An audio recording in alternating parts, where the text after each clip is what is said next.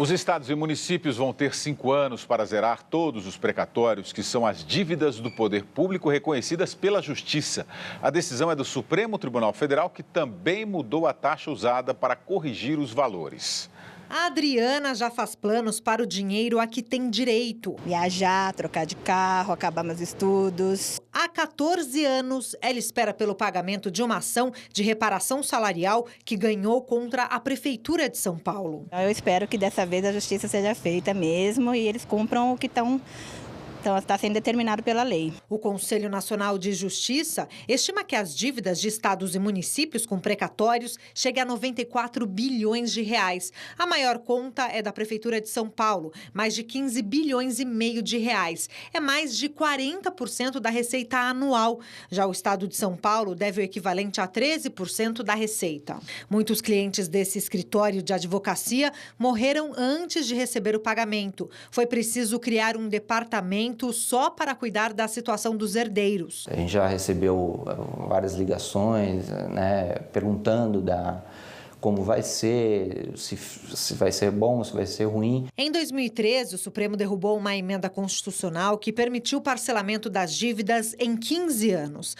Agora, o prazo caiu para, no máximo, 2020. A partir daí, as dívidas têm de entrar no orçamento do ano seguinte ao reconhecimento para evitar novos acúmulos. Além de acelerar o pagamento dos precatórios, o Supremo Tribunal Federal também determinou que, a partir de hoje, os valores das novas dívidas sejam corrigidos pelo índice que mede a inflação, o IPCA, e não mais pela poupança. Como o índice usado na correção é mais alto, a dívida fica mais cara. Outra mudança, agora a dívida só pode ser reduzida em no máximo 40% caso o credor aceite um acordo para receber o valor mais rapidamente. Para esse professor de direito tributário, a conta pode ser paga pela população. Vencida essa tentativa de negociação, estados e municípios não terão outra alternativa senão aumentar o ingresso dessas receitas, e aí a forma mais óbvia de se fazer isso é justamente o aumento de tributos. Pondé, quem deve tem que pagar, independentemente de que seja o Estado ou não. Eu começo pelo fim. Quer dizer, o Estado deve, e como o Estado não gera nada de riqueza, toda a riqueza que ele tem, ele tira da sociedade, a única solução é, se ele não tem dinheiro para pagar, ele vai cobrar imposto de nós, certo, da população, para poder pagar a dívida dele. Agora, é claro que as pessoas que o Estado deve, a Prefeitura, o Estado, seja lá o que for, elas merecem receber. Isso acontece, o cara constrói uma estrada, se ela passa por cima da sua propriedade, desapropria. E esse caso, é bom que tenha sido julgado, o STF tenha sido ágil nisso, mas esse caso mostra uma coisa que o brasileiro tem que aprender. Muitos de nós ainda acham que o Estado é a salvação da pátria. O Estado é necessário e tem funções, é claro. Mas essa ideia de que o Estado é a salvação da pátria, você tem muita literatura que põe isso em dúvida. E você vê nessa hora, quando você vai brigar com o Estado ele é gigantesco, tem enormes mecanismos de autoproteção e você fica numa situação como essa. A menina da matéria tem que receber uma grana da prefeitura, acho que 15 anos, não recebeu, espera receber agora até 2020, ou seja, o Estado é mais ou menos assim, ele paga quando ele quiser. E como é completamente assimétrica a relação, então o cidadão fica completamente rendido na situação. Mas eu só diria o seguinte, o nosso Estado, porque os Estados não são iguais, tem as suas especificidades. No nosso caso, tem a tradição longa dos governantes deixarem os papagaios para os sucessores. E vai empurrando, e vai empurrando, e vai empurrando. Então, esses 94 bilhões não são uma coisa recente. Vem de muitos anos empurrando, empurrando, empurrando e, claro, prejudicando quem teria que receber e deixa de receber. Então, a fixação de regras mais claras agora é muito saudável, porque essa zona cinzenta de falta de normatização clara aumenta o poder discricionário de quem está exercendo o poder. Ou seja, aumenta a possibilidade de arbítrio, de ação pouco democrática, pouco transparente. E aí ocorre isso, um poder interferindo no outro, que é o caso do Supremo decidindo por uma questão que é do Executivo. Já que o Executivo não faz nada, né? Eu acho assim, a experiência do Estado, ela funciona em alguns países do mundo, né? E países que têm instituições democráticas, normalmente o Estado funciona mais ou menos mal, né?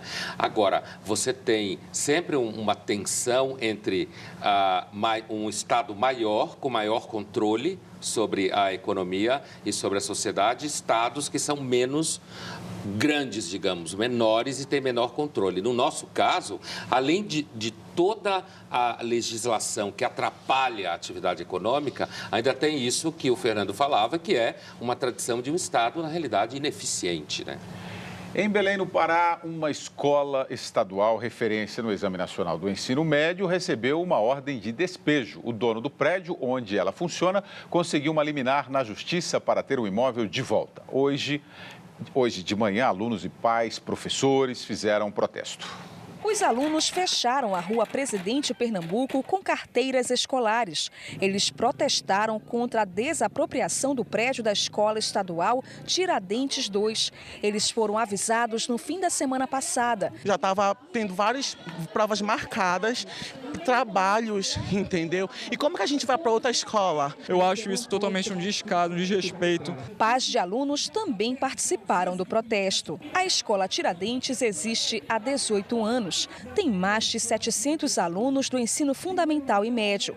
Em 2013, foi primeiro lugar estadual do IDEB e primeiro lugar do Enem da região norte. Primeiros lugares de alunos nas universidades públicas estaduais e federais. Inclusive, alunos nossos do segundo ano, tendo média de 900 pontos na redação do Enem. A Secretaria de Educação do Estado do Pará informou que os alunos do Colégio Tiradentes serão transferidos para outras escolas e que tentou evitar os transtornos negociando um novo contrato de locação. Mas o dono do imóvel recusou. Só uma observação aqui, Maria Madalena Ume, sobre a questão lá dos precatórios. Ela está nos corrigindo aqui, não é do Executivo, quem faz as leis são os deputados, credo. Mas nós não falamos sobre as leis, nós falamos que o Executivo é quem não paga os precatórios. É claro que sabemos que é o Legislativo que legisla, que faz as leis, é óbvio. E nesse caso, como o Legislativo estava se omitindo, quem acabou legislando foi o Supremo. Justamente. Que não é o ideal. O presidente do Iêmen fugiu para a Arábia Saudita depois do início da operação militar contra os rebeldes no país. A televisão estatal da Arábia Saudita mostrou aviões de guerra decolando em direção ao Iêmen. 100 aeronaves e 150 mil soldados foram mobilizados. O aeroporto internacional, uma instalação das forças especiais e uma base aérea tomada pelos rebeldes na capital Sanaã foram bombardeados. A coalizão de 10 países, liderada pela Arábia Saudita, defende o presidente do Iêmen, Abdul Mansur Hadi, contra rebeldes xiitas Houthis. A intervenção tem apoio logístico dos Estados Unidos. O primeiro ataque aconteceu na madrugada desta quinta-feira e matou pelo menos 13 civis no norte da capital. Em resposta, os rebeldes convocaram uma enorme manifestação.